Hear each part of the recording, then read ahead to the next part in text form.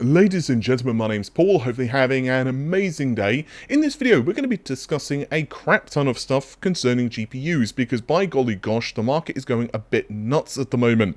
We're going to begin with Intel and discussion of their discrete GPU plans, including delays and future architectures such as Battlemage, and then we're going to mosey on over to AMD, discussing a lot of stuff for RDNA 3 and even touching on some RDNA 4 things as well. With that said, just a quick word from this video's sponsor, and then we're going to begin. If you're running a copy of Windows 10 which isn't activated, of course, not only do you have to worry about the missing customization options, but there's also that annoying Windows desktop watermark reminding you to activate. Today's video is sponsored by whokeys.com, and they have an excellent price on Windows 10 Professional as well as home keys. Yeah, and they also of course sell games. I've bought a few Windows 10 keys with my own personal account to test everything was legit and worked in preparation for this sponsored video. You can pick up one of their keys for 25% off using the coupon code RGT in the checkout. There's links to their website in the video description. Also, if you're building a few systems, there's bundles available too. Again, you can check out whokeys.com and use the coupon code RGT for 25% off the listed Windows 10 key prices. So starting out with Intel, you can skip forward a little bit if you want, but I just want to give you guys a quick broad overview of the delays and kind of issues that have been surrounding Arc. So as most of you guys know at this point, you know, Alchemist is said to be a fairly impressive GPU, and performance is around RTX 3070 to RTX 3070 Ti. And in raster performance anyway, that's pretty impressive. It should be enough to convince a lot of gamers, I think, to part with the cash. There's just one problem. Where is it? And if you've been watching the channel for any length of time, you'll know that I've been pushing the fact that I believe that Intel have been working on a mobile-first strategy. Not in the long term anyway. They, of course, want to also get discrete cards out to, you know, desktop gamers. But one of the big things they want to do is put pressure on Nvidia and the x86 laptop market. But the problem is, we haven't seen anything yet. There have been an awful lot of photos of the cards online. We've seen benchmarks, there have been several leaks, but ultimately, where are they? And from what I understand, speaking to several of my sources at this point, we should have actually seen these GPUs already launch. And they were supposed to have actually been kind of the flagship release, like a PR thing, if you will, with TSMC's 6nm process, but well, obviously that hasn't happened. And this isn't, you know, just one thing to my understanding. It's down to several reasons, software related. These are obviously things like optimization with games and even hardware level as well. Now you have to remember that releasing a new architecture and a new product, it's a monumental undertaking.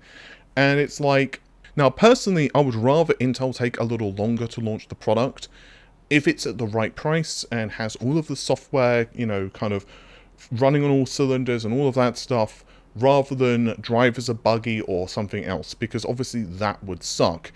And I do believe that Intel in the longer term will have a really decent and competitive product. I've spoken to a couple of sources, and basically both of them have told me that at the moment they have absolutely no idea when the desktop variants are going to launch. One of them has told me that they still think it's going to be mobile.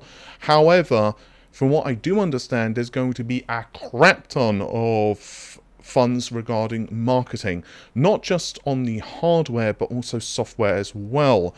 And this is obviously going to be a really big thing, because ultimately Intel needs to break into essentially kind of a new market here. Sure, we have had Intel GPUs kind of with their CPUs for a long time, but the marketing and thinking around a discrete GPU is quite different. Let's assume that the performance rumors of RTX 3070 Ti are correct. That's decent for now, but obviously when Lovelace and RDNA 3 launch later this year, it's not going to look so hot. And of course you are 100% right. So Alchemist is going to be followed up pretty quickly to my understanding. I'm hearing that Battlemage is going to launch in the first quarter of next year, so that's 2023, and then around 9 to 12 months after that we will get its successor, which is going to be Celestial. Now, again, Intel have actually been uncharacteristically open about its plans and its architectures, and we can kind of get an idea of what they're doing from, you know, the official roadmap that they've released. And I do believe that they want to basically push out a new architecture as quickly as possible.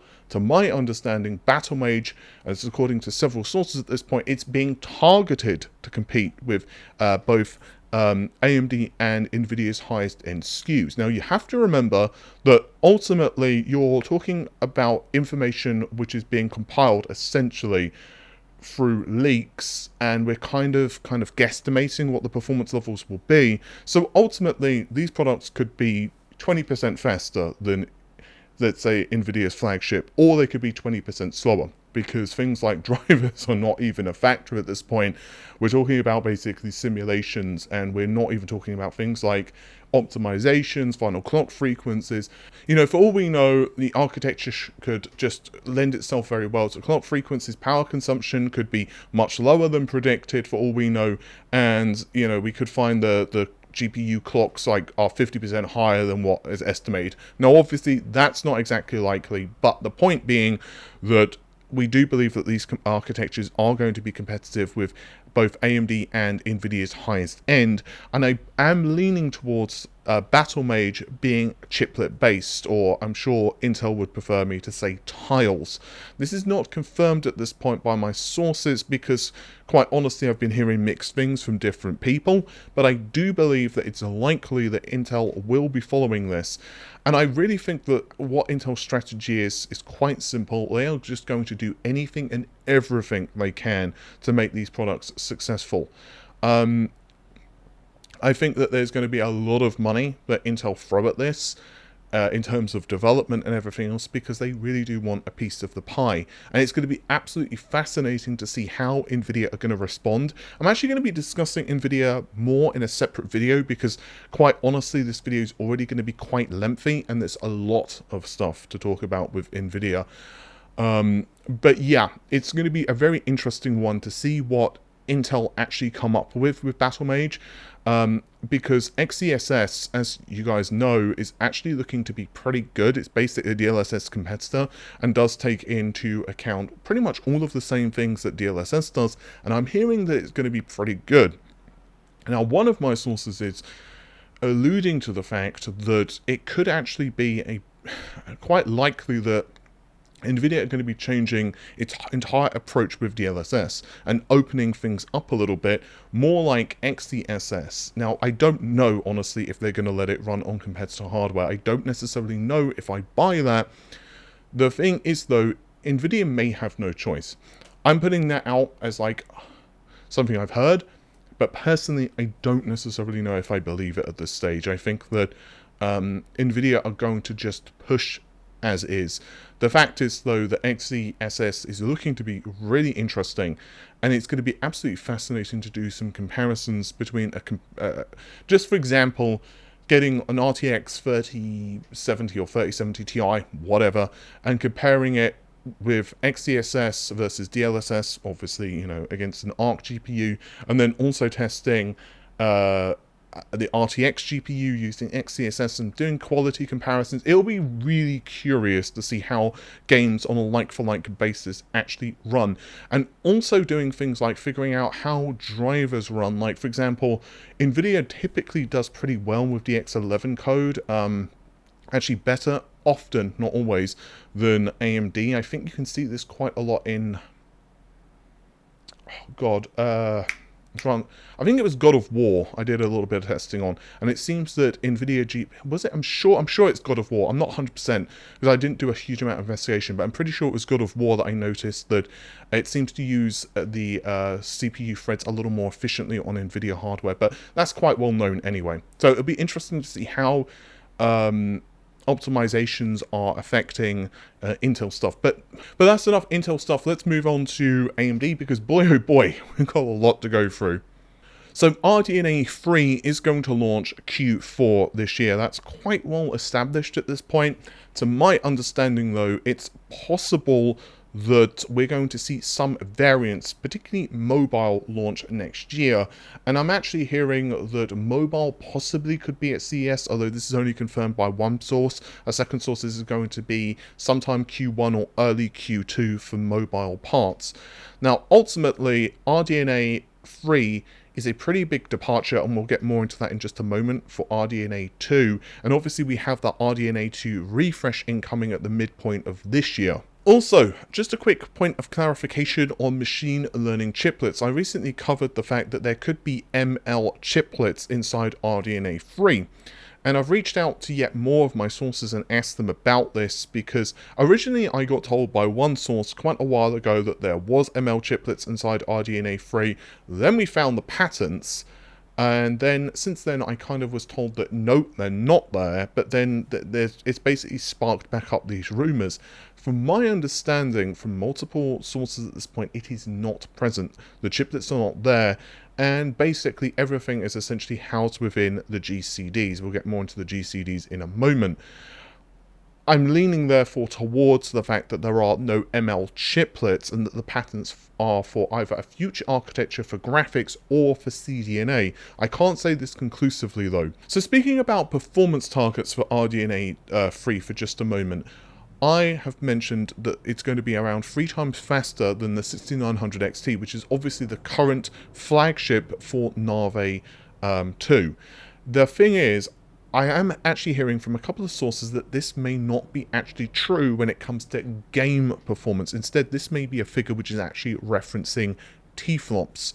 We'll get into how to calculate T-flops in just a moment for Navi 31, which is the highest end SKU, but basically I'm hearing it's going to be 75 T-flops for FP32, and it's going to be 150 for half precision or FP16, which would be, well, 3 times more than Navi 21, the highest end 6900 XT anyway. And yeah, basically I am getting conflicting information on that front, because some are telling me that it's 3 times faster in terms of T-flops and around 2.5 to maybe 2.7 times faster in games, whereas others are telling me no, it's 3 times faster in games, period. So I'm just putting that out there. It's going to be interesting to see how all of that actually plays out. But an interesting thing is that I am actually hearing ray tracing performance is drastically improved with RDNA 3 anyway, and this is a like-for-like comparison. So if you were to get a similarly configured RDNA 3 versus an RDNA 2 GPU, not that it's possible to do an exact like-for-like comparison because RDNA 3's architecture has changed so much anyway, but comparatively anyway, you would see RDNA 2 get absolutely trounced and demolished. One source called it, I think it was NVIDIA Next type of performance, which I assume to mean like, you know, let's say beyond Ampere, so I'm assuming kind of competitive-ish with Lovelace, but not quite on that level. I do believe NVIDIA are still going to have the ray tracing advantage, but it's probably going to be less pronounced than what it is at the moment, because a lot of games, like when you enable ray tracing at high resolutions with an AMD, let's say a 6800 XT for example, you really do feel that pinch compared to NVIDIA. And yeah, I think that AMD are really going to want to fix this, you know, major flaw. Well, I suppose it depends on whether you really care about ray tracing. Personally, I do, but I think from a PR perspective, it's something that AMD feels that they need to resolve. So RDNA 3 is going to be a pretty big leap over RDNA 2 in terms of its design, but RDNA 4 is going to be kind of a smaller iteration. And if we actually look at the configuration of Navi 31, which again is the highest end SKU, there's 256 shader units per WGP or work group processor, and there are 10 of those per shader engine, and from what I understand anyway, there's 3 shader engines per GCD. So that's 30 workgroup processors per GCD, and remember, there are 2 of these chiplets on Navi 31. So total, this is 15,360 shaders, and I'm being told that clocks, so far anyway, are reaching somewhere around 2500 megahertz in early testing.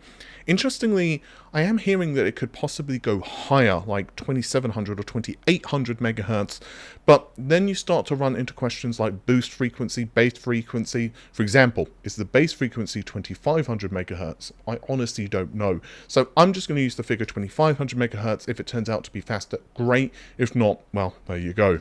So this now kind of brings me more onto the memory configuration. So the actual memory configuration in its base form anyway is still a 256-bit bus. Several people have already discussed this, of course, including Grayman, and this is using GDDR6 memory. I'm actually hearing that it's still going to be 16 gigabytes of memory.